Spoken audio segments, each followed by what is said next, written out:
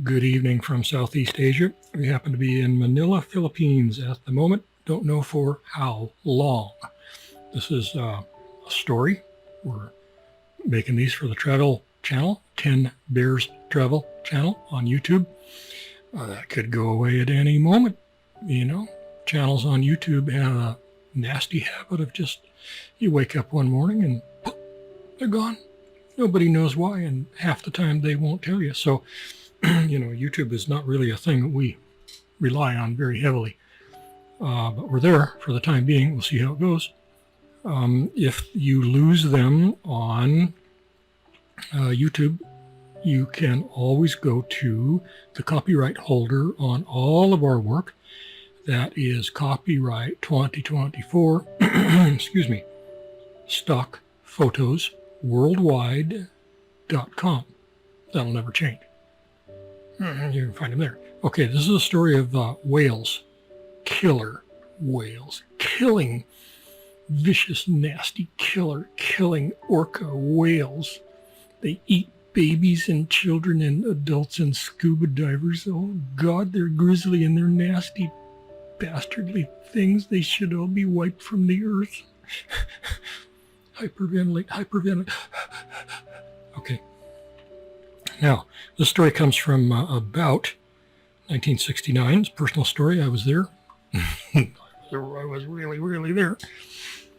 And I'll give you a little bit of background on this. I was up in northern Canada working on tugboats and commercially fishing, mostly salmon, some cod, mostly salmon, halibut. And I signed onto a tug for about a 6-month stint. And we were headed up into Prince Rupert Sound area. I'm going to tow a bunch of stuff around up there. We had 2 tugs. We put one of them in an anchorage, a little cove, and that's where we lived. We lived on that thing. And then when we had a towing contract, we would get the other tug, and we'd go head off and we'd tow log booms or barges or whatever, whatever. And we did that for about 6 months up there through the summer of about, God, was it 69? Could have been 70. Could have been 70. Not sure. It was more than 2 weeks ago. And I had been commercial fishing in central BC, Canada, for quite a while, and working on tugs also and doing a bunch of other stuff. And I was really well familiar with killer whales. We saw them all the time. Didn't think too much about them. Not much was known about them in those days at all. Very little science on them. Very few, in-depth behavioral studies at that time. They did come in and capture one right in a little cove I was living in, which was really a nasty, sad thing. And they carted it off to some stupid California pool or something. I don't even know whatever happened to that whale, but it was a sad thing. All the locals were there, and it was just a nasty thing, just a nasty commercial nasty thing. I'm sorry, it was. Nobody was on board with it. Nobody was happy. Nobody liked it. But it was the Canadian government that okayed it. Nothing we could do about it. On that tug in that summer, I had a lot of leisure time. And I remember the captain said, when we were headed up there, we weren't even there yet. We were watching some killer whales doing some weirdo thing on the way up there. And, I'm not really thinking anything about it. They were just everywhere, about as lousy as seagulls. Not quite, but I said something about, we were back on the taff on the towing deck, and I said something about, gee, I wonder how close we could get to them, to try to get some good pictures, because we're cruising northbound in this tug, not towing anything, so we're doing 10, 11, maybe 12 knots, and calm weather, and I'm thinking, well, it'd be fun to go over there more closer to them and, see them more closer up. And he chuckled and he said, oh, don't worry. When we get anchored into our cove for this half year, they're going to come around, and what they're going to do is they're going to come up against the side of the boat, big tug, and they're going to scratch their backs. Right there. You could take a baseball bat and touch them if you wanted to, you know. And I thought, oh, that's pretty funny, you know. I'm greener than you. This guy was 1,000 years old at that time. But I ain't that green, you know. I'm not going to bite on this one, you know. No. And he said, okay. So we got up there, we got anchored up, and it was a gorgeous little cove, just one of the prettiest places on earth. The water visibility was, well, it was probably 40 to 50 feet deep where we were anchored, and you could see the bottom clearly. You could, if there was a big enough print on a book on the bottom, you could have read it. That's how clear the water was, just sparkling crystal. Really God's earth. I mean, it was, I don't have words for it. And sure enough, we had not been there 3 or 4 or 5 days, sitting out on the rail watching the killer whales, and they were vicious bastards, you know. They would come in to our little cove and they would corner these big old sea lions. I don't know what they weighed, I think 400, 500, 600 pounds. And they would corner them up against some rocks or something and just pounce on them. You know, the killer whales would come half out of the water, go up, slide up onto the rocks, grab these things, and drag them into the water, squealing and screaming, and the blood would fly. I mean, I don't think I had ever witnessed such viciousness. You know, I was, what was I, 18 or something at the time, 19, something like that. You know, I was a punk kid. I had never seen something ripped in half that weighed 400, 500, 600 pounds and had one half of it fly 30 feet into the air with blood spewing and arterial blood still squirting and turning the head of the killer whale crimson, and the killer whale's just shaking it like a dog shakes a rag. Pretty stunning. Now, we watched that play out all summer long.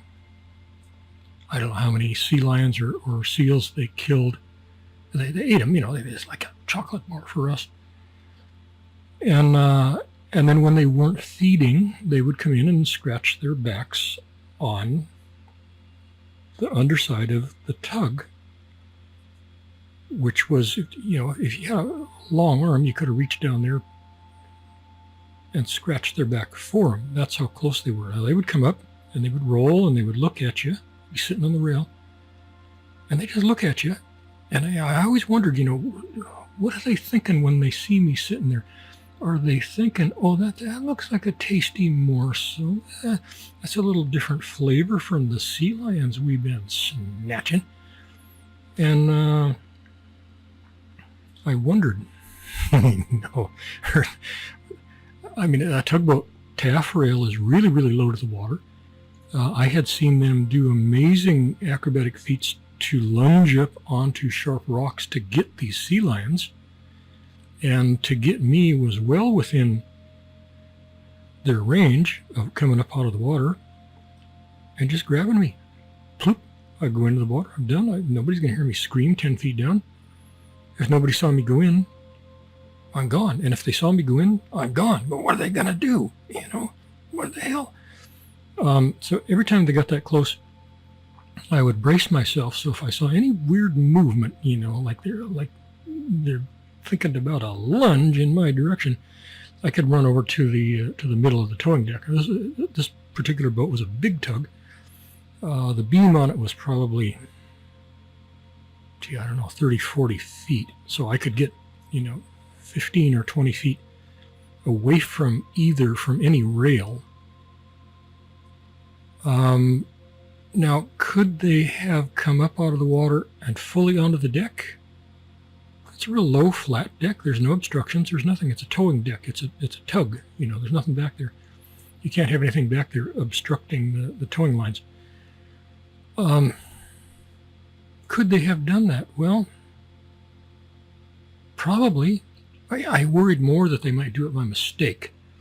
They might lunge up on there to try to get me and kind of go over center and end up on the towing deck of this tug, thinking they would slide back into the water after they chomped me a couple of times. And then maybe they couldn't, maybe they'd be stuck on the deck there. They'd be thrashing around.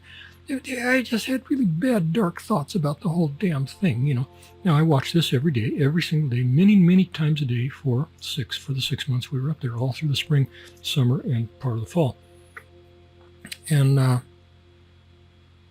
I developed a pretty healthy respect for them, for their power, and for their viciousness. Now, sitting on that rail, watching these things come up to me, let's say 4 feet from me, their mouths and their eyes and their heads and everything. Well, many times I could have touched their dorsal fins as they slid around down there. And I kind of, you're sitting there, and they're looking at you, and you're looking at them, and you're looking, and they're looking, and looking, and you're thinking, what the hell are you thinking, you bastard? You devil from the deep, what are you thinking about me? I hope you choke on my Levi's, But also, as human beings, we want to think that things like us, and that things are intelligent, and that things could be our friends, and that things could sense that we're intelligent. I mean, we're not, but, we can build machines and stuff, and the whales can't, so that makes us maybe, possibly a little more intelligent than them. I can't say for sure. Anyway, sitting there dreaming about these whales and looking into their eyeballs, I'm always wondering, can you sense that I do not deserve to be eaten? And then I would think, well, I had spent lots of summers playing with sea lions and seals, and they were smart too. They're as smart as any dog. Smart as any dog. The harbor seals are just delightful little things. You can make friends with them, and you can make really good friends with them. So I'm thinking, okay, if the killer whales ate them, and they're pretty smart, do they really give a rat's ass if I can do calculus, I don't know. I don't know. I mean, there are anecdotal stories of, children falling off of boats and ships and things like that into the sea. And there's a very small handful of stories of killer whales coming along and putting them on their back and taking them to shore and pushing them up on the rocks. Well, I don't know. I haven't seen the video. I concede it's maybe possible. Maybe it happened once, twice, thrice. I'm not sure.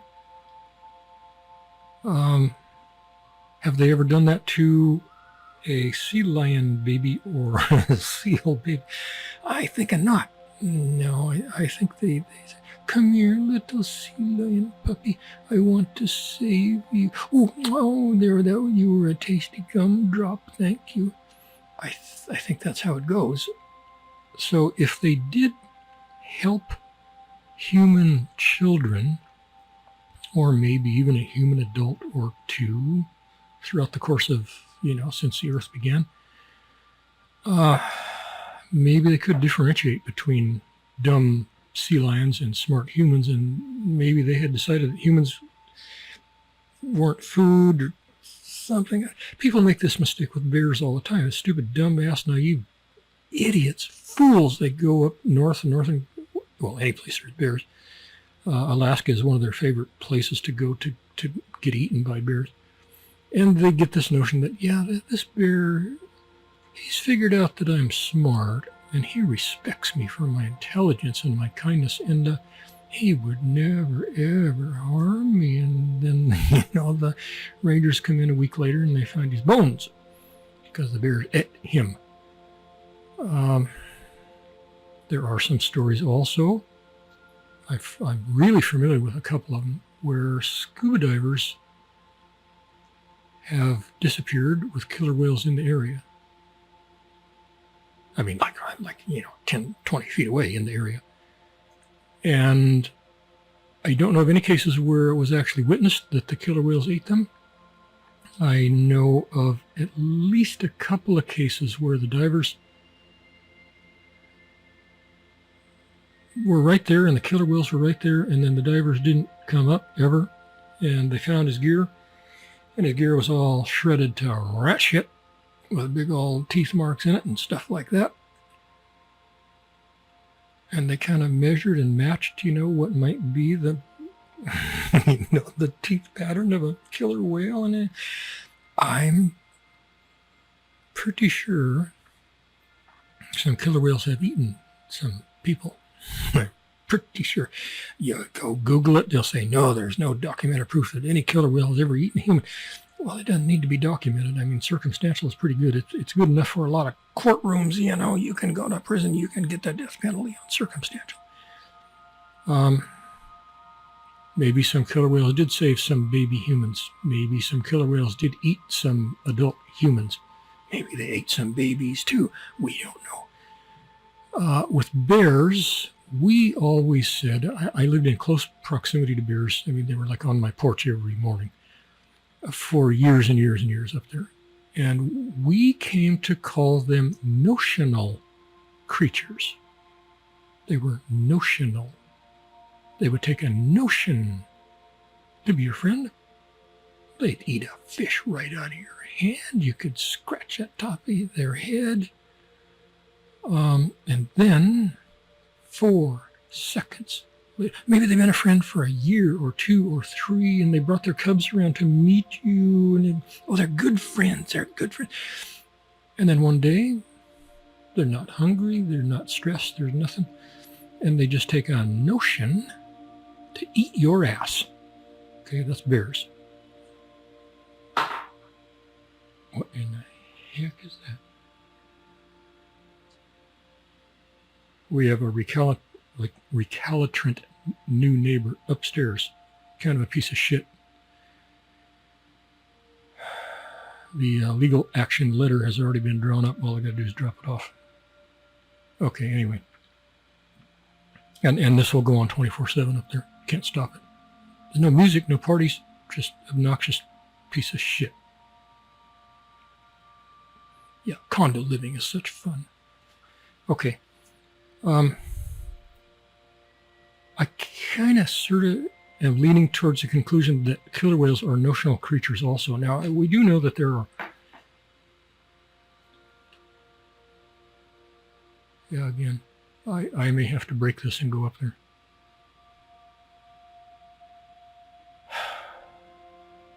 I could cut this out in post, but I was too tired of it. I'd have to do it for every single recording. I sort of came to the conclusion that killer whales might be notional creatures also. There are some, studies have shown that there are kind of sort of 2 basic different groups. They're all the same species, but there are the inland whales who are kind of sort of domesticated, and they're kind of sort of polite, and maybe they would eat you or maybe they wouldn't, we're not sure. And then there are the wild bunch. They live offshore. They roam around the oceans all around the world, and they're wild. Yeah, I remember the old song, who the hell, I can't remember the Marty Robbins. He did that. He did some great old Western songs, and one of them mentioned a wild young cowboy came in to a bar, to a tavern, West Texas, I think. And the line was, wild as the West Texas wind. There's a lot of guys down there like that. Well, that wild strain of killer whales is like that also. They ain't got no manners. Now, I personally have no doubt they will eat you. If you fall off a ship and they're around, I'm thinking, the odds are pretty high. They're just going to eat you. As far as the inland, polite, domesticated, tamed, nice ones, maybe not. Or maybe. Okay. So,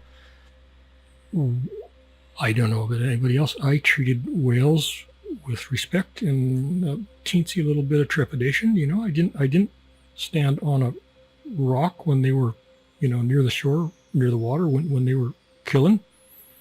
I had a landlady up there who was a real wild woman of the woods, and she had about a 14, 16-foot skiff, and she was always running around the bays and the inlets up there in this thing. And she had some questionable experiences with the killer whales, and I heard all the stories around the campfire, and I withheld judgment on them because I just wasn't sure really what really happened, And then she had one story where she was in her skiff. She was coming in about midnight, coming into the shore, perfectly flat calm. And her boat, she nudged it up against a little pile of rocks on the shore, no sand or anything to pull it up on. And she stepped out of it, like over the bow, onto the rocks. And then her plan was to take the little painter line that she had in her hand and pull it up onto the rocks and tie it off to a rock so that the little wavelets that came in there wouldn't, knock it against the rock and mess it up. She had 1 foot onto the rock, onto solid ground, and her rear foot, hind leg, I'm not going to go there. She said she was just taking the weight off of it to step over the little gunwale of her little boat. And she said all of a sudden she heard a humongous hissing roar thing, and she felt the hot breath, a hot steamy breath blowing with whale spittle on the back of her head. And she said she knew it was a killer whale. You hear that up there 10 billion times. And it rose up out of the water, and she thought, oh my God, it's going to lunge at me onto these rocks. It's going to lunge up onto these rocks and try to eat me. But it didn't lunge up onto the rocks. It just rose up, way up out of the water. It's 8 feet from her. No more than 8 feet from her. And it rose up probably as high as it could get and then came crashing down right behind the stern of her little boat. And what that did was it made a giant wave. The wave instantly hit the boat and was lifting it up onto the rocks and was going to just dash it onto the rocks. And it was a big enough wave that it was going to probably also wash her off of the rocks and back into the sea. And she said her initial reaction was to go ahead and sort of let herself flop into the sea because she didn't want to be dashed on these rocks. And then she said something in her head said, no, if you do that, you're done. You're toast. It's going to eat you. It's laying there right at the surface of the water with its mouth open, and that's what it wants you to do. That's what it's trying to get you to do, because that's what it does to sea lions and seals. It tries to intimidate them into plopping into the water to escape being dashed on the rocks. And she said once she realized that, it all happened in an instant. And she threw herself upward against the rocks, the higher rocks, and just hung on. And she still didn't know if it was going to, try to slide up out of the water and grab her by the legs or something.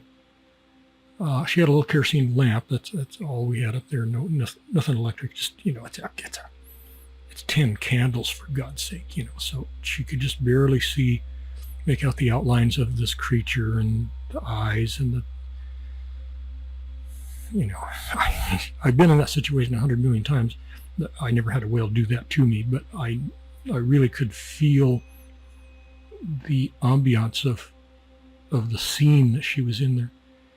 And she said, when the whale realized that didn't work, it just backed off. It slid back into deeper water, and it kind of milled around in that little cove for a while, and she could hear it. You hear that all night. You can hear it from miles away on a quiet night. And she got herself up high enough where she knew that the whale couldn't get her, even if it did come up there. And she just sat there and watched this thing. She wanted to see what else it might do. And once it realized there was nothing else there to eat, it headed off, out through the mouth of the little cove and into deeper water, never came back. So I had all those experiences and tales of experiences in my brain when my experience came up. And here's my experience. I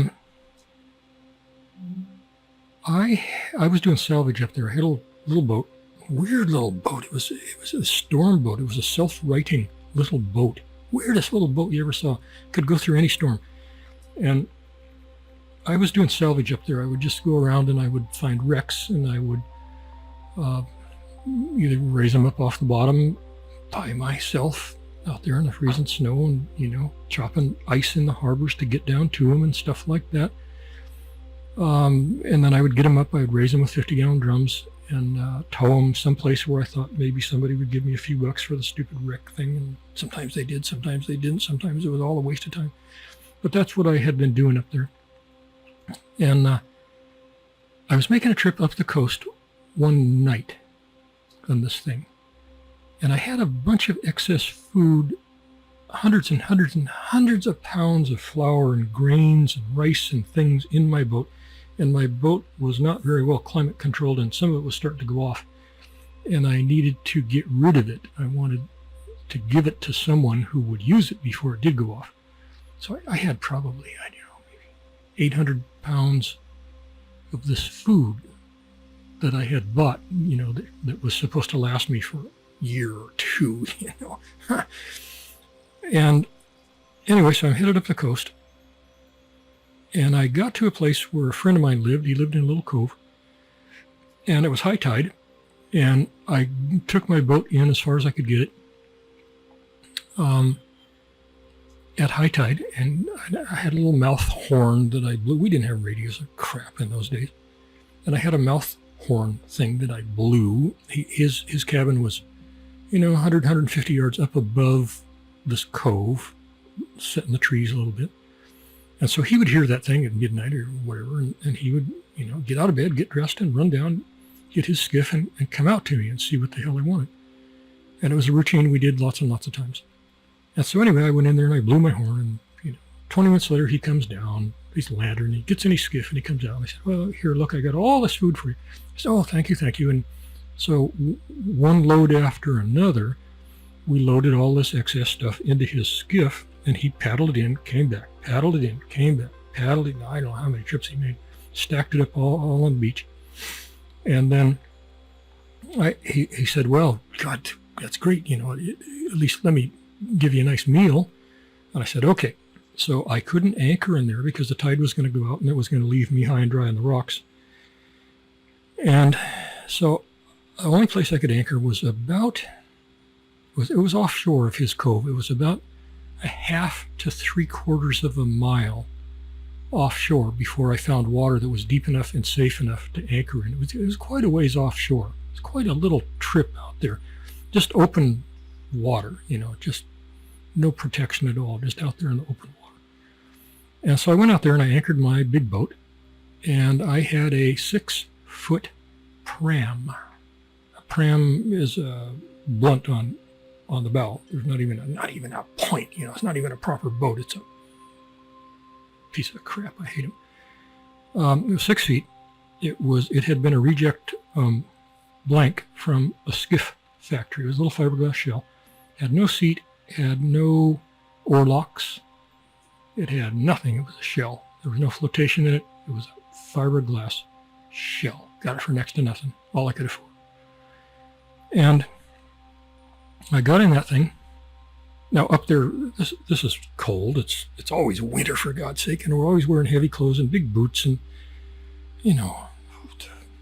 I mean, if we ever go over the side, we're going straight to the bottom. That's all there is to it. You're never going to get all that gear off and make it back to the surface. It's not going to happen. So you're heavy as hell. And so I got into that little pram, and it was reasonably calm. A little bit of a chop, maybe 1 foot, something like that. And the only way I could propel that thing was to scull it. I'm not sure that's the right word. Sculling, I think you do from the stern. You can do kind of a sculling maneuver thing with one oar. I only had one oar. You could do it from the bow. I'm not sure it's called sculling. I think it's called something else. I'm not sure. But you dip your paddle in the water over the bow, and you just work it back and forth, left and right. Okay, when you're going to the right, then it's like a propeller on an airplane. Then you angle that paddle in so it bites the water a little bit, and then when you go back, you angle it the other way so it bites the water a little bit, and you're just sort of being a propeller, pulling yourself through the water, and it works really, really well. Once you build up some muscles to do it, it's a bicep kind of an exercise thing.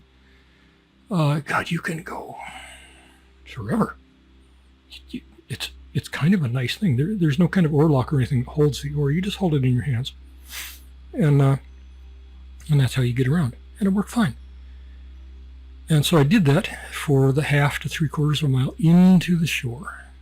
And I went up and had a nice meal with my friend, and he had some dandelion wine, and we drank a little bit of that. And it was a really nice evening, big roaring fire, starting to spit some snow outside, and just a nice evening. So probably about 2:30 in the morning, I decided, okay, that's enough of that crap. I need to get going. I wanted to try to make it home by the next day.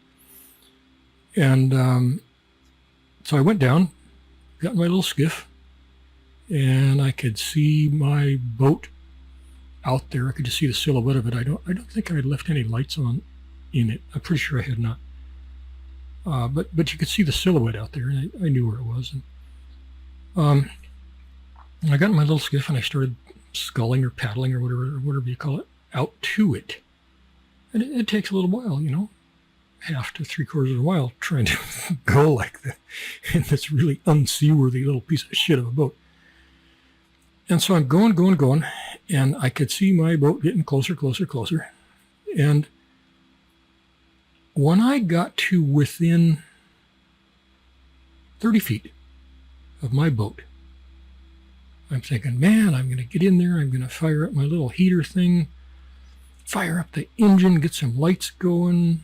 My friend had given me some tasty snacks, and I'm just going to roll back in the cockpit. And there were no navigational aids up there at that time at all. There was no, I think they had Lorand. We sure as hell didn't have it. I mean, this was decades before GPS. No nav aids at all. There was no lights. There was no beacons. There was nothing up there. You steered by the silhouettes of the hills. And once you learn how to do that, you can do it very well. And so you don't have to stare intently through the blackness and try to keep fixated on the tops and the shapes of the hills. You do that one time. You stare through the darkness, and you find out what your course is going to be. Okay, I know that island such and such is over there. I know that it has a double peak, and I need to go about 20 degrees to the right of that thing. Okay, that's going to be my course. And then you would look up and you would find a star or a couple of stars. And those were your best markers, because sometimes the fog would roll in, low layer of it. Sometimes you couldn't find that damn mountain again. You couldn't find that piece of geography. So you would look up and fix your course onto a star or a couple of stars. And that was good for, an hour, probably. And you knew which way the stars were going to move as the Earth rotated. So as you went along through that hour, you would adjust your course a little bit. And every time you got a glimpse of the top of the hill or whatever your marker point was, then you would readjust your course a little bit on that. And that's how we navigated. That's how we went everywhere in the dark up there. I did that for years and years and years. That's how we did it. Okay, so, and it's fun, and it's nice, and there's no electronics involved, and that's fine. Worked just fine. It was stress-free. And so I'm looking forward to getting to my boat and lounging back in the cockpit, put some little warmer clothes on, and eat some of these snacks, and just chugga, on up the coast. And maybe by the next afternoon I'd be home, and I was feeling pretty good, 30 feet from my boat. Okay. All of a sudden, now at this point, it's about 2:30 in the morning, maybe pushing 3 o'clock in the morning. I've told this story before, and I'm pretty sure the details are all going to be exactly the same. Sometimes as you go through life, and if you don't tell a story for 10 years and then you tell it again, sometimes the details will be a little bit off, but I don't think they're going to be. I think I remember it clearly enough that I think every single detail is going to be dead on. I don't think anything changes over the years on this story, at least. So suddenly I hear, not 5 to 8 feet away, I hear like that. It's a stinking killer whale. And he's 5 to 8 feet from my 6-foot pram. And I think, oh shit. Is this good, or what's his notion at this particular moment? I know that one of their favorite ways to get seals and sea lions is to come slithering through the black inky water in the middle of the night, and the whales can sense them, sonar I suppose, as they're floating and resting right above them on the surface. And the whale just gets down a little ways, gets a little bit of a run at it, comes up under him, opens its mouth, and a big old 600-pound sea lion's just laying there on his back, thinking, oh, it's a lovely evening, and the next thing you know, he's on his way into the whale's stomach. And that's what I was thinking. I'm thinking about, what does the bottom of my 6-foot pram look like to this whale? Is he thinking I am a sea lion? And when I thought that thought, I was just, ice water ran through my veins, and I thought, oh, son of a bitch. This actually is a serious situation. It is potentially a really bad one, Its potential is there. And then, right about the time I thought that, several more surfaced, blowing. All around me. They completely encircled me. And there were, I never could count them because I could never see them all at one time. My guess would be 6 or 7. Probably an average size of a pod. Back in those days, the pods were a little bigger. It's possible there was only 5. I feel like there was more. I think there was 6 or 7. It's possible there was 8. I think there was 6 or 7. Okay. They were all around me. And I thought, shit. Even if one of them figures out I'm a skiff, maybe the others aren't bright enough to figure that out. And one of them, maybe a little adolescent asshole, kind of a 1, maybe he's going to get the idea, hey, let's taste that thing, Papa. Let's see what that is. There may be something in there. And I was afraid. I was afraid at first, then turned to, it wasn't panic. I didn't panic. I was sure as hell scared. Sure as hell scared. I think as scared as you can get without panicking. And I'm thinking, okay, I need to paddle. I need to get this oar in the water. Paddle, technically a paddle. I need to get it in the water. I need to finish getting to my boat. Get on my boat, I'm fine. I was kind of worried about the transition from the skiff to my boat. I didn't know what exactly might happen there, but every time I dipped the paddle into the water, a whale would come up right there, and I couldn't get a stroke. I didn't want to hit a whale with one. I thought that might piss him off, might think he's being attacked. And so every time, a dorsal fin went 12 inches away, I pulled the paddle out of the water. I also didn't want them to grab the paddle. I had sharks do that, grab the paddle and chew the end of it off. Literally, I've had them chew the end off my oars. I didn't know if a whale might do that or not. What the hell do we know? So I couldn't go anywhere. I just couldn't go anywhere. I just sat there. And then I got the idea, well, if some of them might be thinking I'm a sea lion, maybe I've got a way to tell them I'm not a sea lion.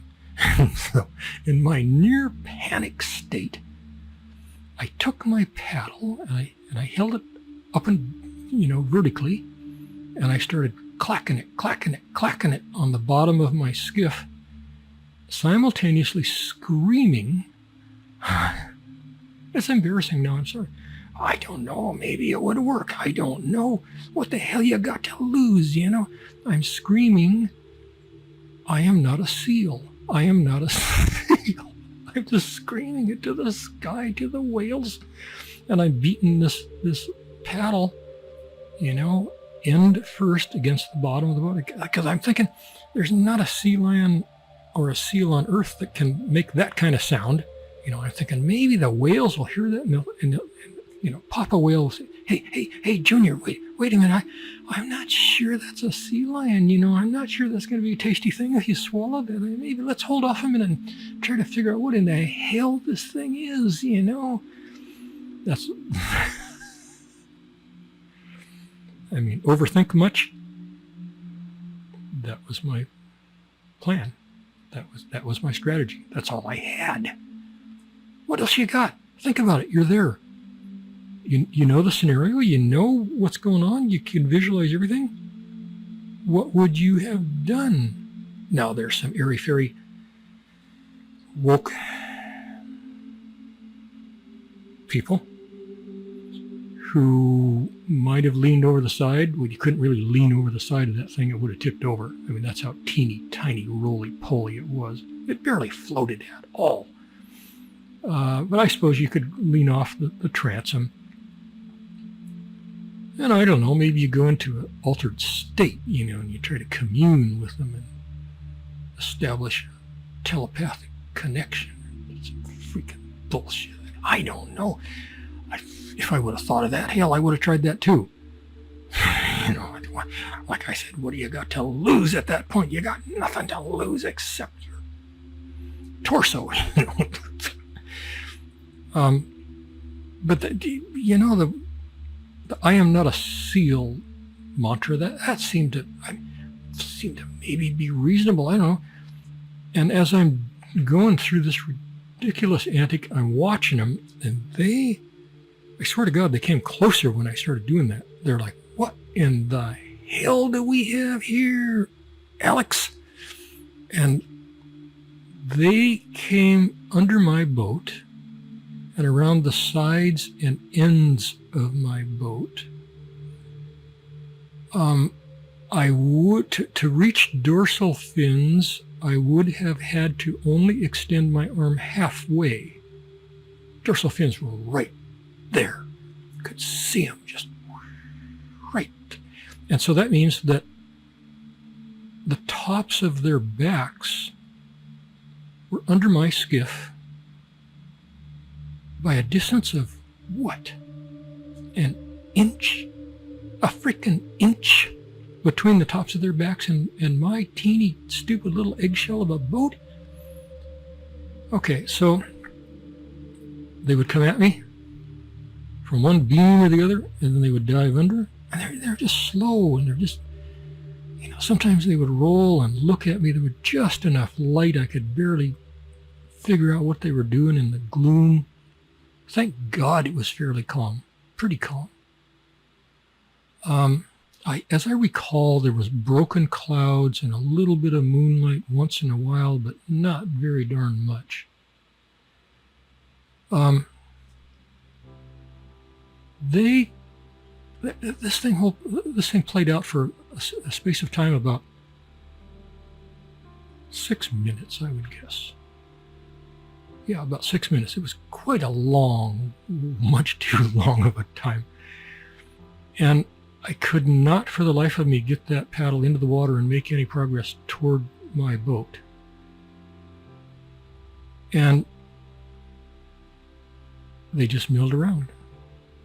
And during this entire time, at no point, not once, did a single one of them so much as touch my boat. They didn't touch it. Not one part of them even touched it as gently as you would touch a baby's cheek.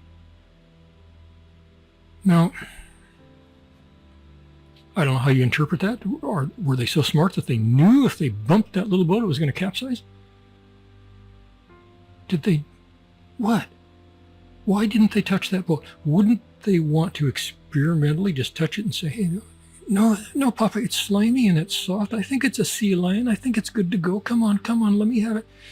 Wouldn't they want to have identified? Or maybe their sonar was so precise and so evolved that just by pinging it, they knew, oh, no, that ain't no sea lion, It's some fool in a skiff, Let's just hang around and scare him, and then we'll talk about this later, I don't know. I don't know what the hell. I would give anything to know. Finally, after this 5 or 6 minutes of this terror on my part, maybe it didn't have to be terror. Well, I'm here. They didn't eat me, so who's to say? Maybe if I had not thought of the I am not a seal bullshit, maybe if I had not thought of that, and I had not thought of banging the bottom of that boat with the paddle, maybe they would have eaten me. Maybe that's what saved me. How would you ever know? You don't know. Finally, they sort of congregated between my skiff and my boat. And for a little while, a minute, something like that, it was very clear there weren't no way I was going to get through them to my boat. And I waited for them to clear, and I waited for them to clear, and they wouldn't. They just stayed right there. It was almost as if they were consciously blocking me from getting to my boat. I don't know what the reasoning would have been for that. No clue. I have a hard time believing that it was conscious, that it was a conscious strategy on their part. But they did it. And it worked. The end result was I couldn't get to my boat without inadvertently hitting them with the paddle. And so I saw my opening. The water between me and the shore was clear. There's nothing in the way. No whales, no nothing. And I'm still adrenaline ramped up from this whole thing. Probably took years off my life. And I thought, well, if I go to the boat, I got to go through the whales. If I go to the shore, there ain't nothing there. Maybe the whales will circle around and get between me and the shore. And then I got to turn around and go back to my boat. I don't know. But right now it's clear. Let's try it. Let's try it. See what happens. And I got pointed towards the shore, still 1/2 to 3/4 of a mile away. It was just this steep, rocky point was the nearest thing to me. You could see the rocks, the wet rocks would glisten a little bit occasionally in whatever light source there happened to be. And I said, go for it. And I swear to God, I'm sticking to this part of the story. That little 6-foot pram, I swear, it planed all the way to the shore. I paddled like a maniac possessed. And I barely took the time to glance around to see if they were following. They can do like 30 miles an hour, some god dang thing. How fast was I going at my best arm speed, I was probably doing 3 or 4, realistically. They hung around astern of me, and as I kept going to the shore, they got farther and farther astern of me, and I knew I wasn't outrunning them. I realized, they're just kind of losing interest, and maybe they were tired of the damn pounding on the, maybe that hurt their ear things if they have ears or something. I don't know. But they definitely were losing interest, and they were hanging back farther and farther, and I just kept on going. And I made it to the rocky shore. No place to really pull the boat up. I got it up onto a rock, tied it off to something, and then I climbed up the rocks. I only had to get up, 6-7 feet to get out of their range, but I climbed up 30 or 40 or 50 feet, just for a good measure. And I got up there and sat there facing out to the sea. And they stayed between me and my big boat, probably 6/10 of the way to my big boat. But they were directly between the big boat and me. I could get flashes of them through the darkness, and I could hear them blowing. And they just stayed in that area.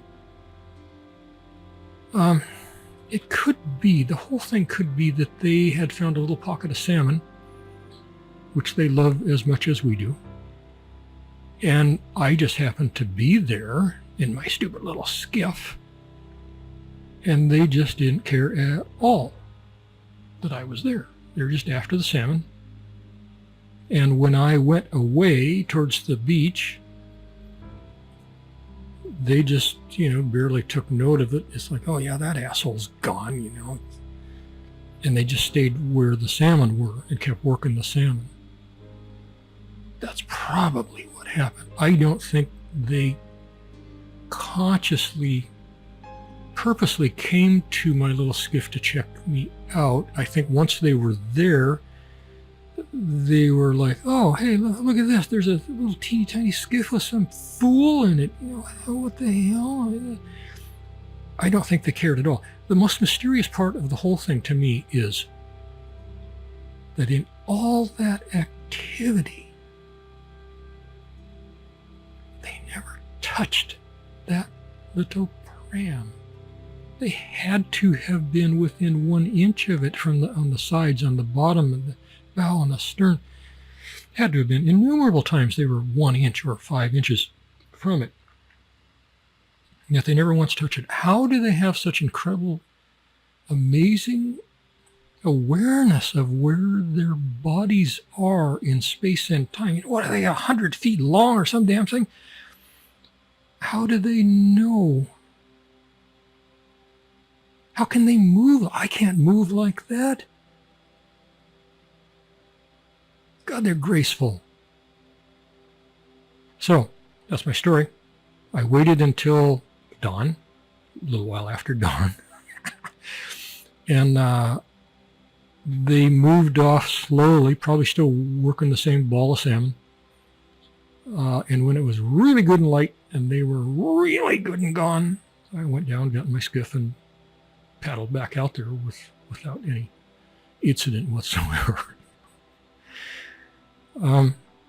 In retrospect, looking back on it, was I really in danger? Don't know. They're notional creatures, I believe. Now, we used to harvest salmon way up north, northern Canada. We'd get them out of the rivers and the creeks in the fall, and so would the bears. The bears were like, yeah, mealtime. And so we would be out there with the bears every year, and this is dense brush, and we'd have our little hand spears and some buckets and stuff like that, and we worked the salmon in this incredible, delicate ballet with the bears. We might have 30 or 40 bears right there working with us. One time, I had a couple salmon in a bucket, and I had gone up on shore. I was going to dump them into some place where we were repository for all the salmon we were getting. And I went along the right-hand side of a tree, a little tree, and then I got about 6 feet into the brush and realized, oh, I turned the wrong way. And I just backed out of the brush, and I needed to go on the left-hand side of that little tree. And so I was backing up to get to a point where I could go on the other side of the tree, and I bumped into something, a bush or something that I didn't remember being there. And I turned around. I thought, oh, what the hell is that thing? And it was the bear and me had backed up and bumped butts.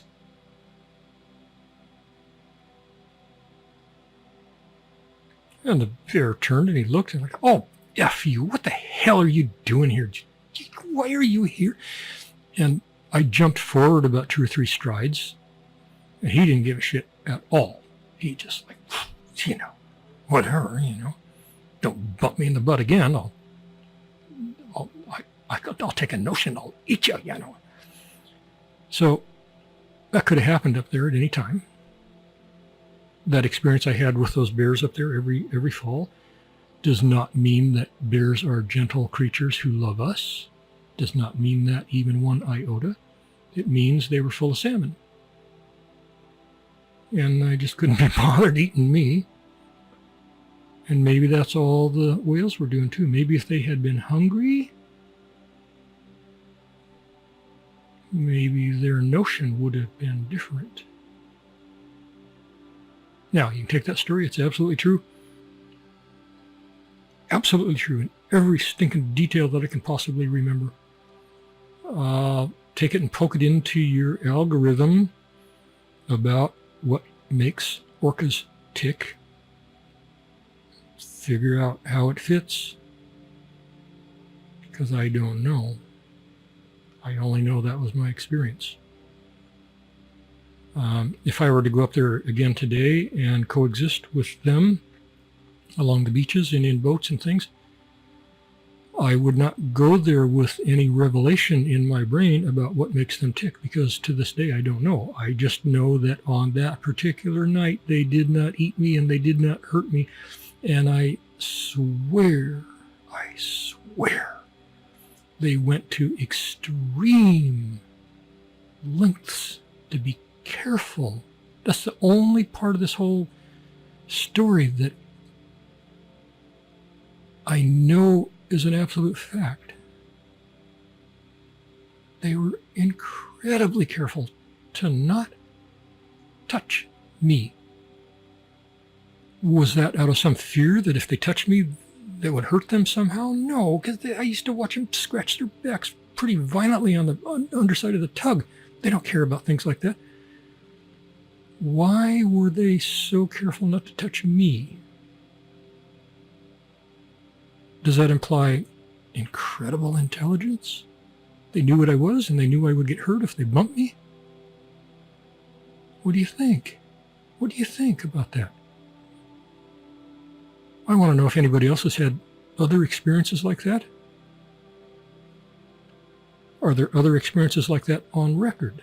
I mean, documented, not anecdotal shit that somebody passed down from Auntie 200 years ago, but really good, well-documented stuff that we can study and look at. I mean, the whale experts probably know. I was going to say they probably know what these whales, why they were so careful. Maybe they don't. I'm not sure. I'm open to hearing about it. I'm open to theories. They didn't eat me, okay, maybe they were full. But why did they not even bump? Not so much as a bump, not so much as a touch. Explain that to me. That's what I want to explain.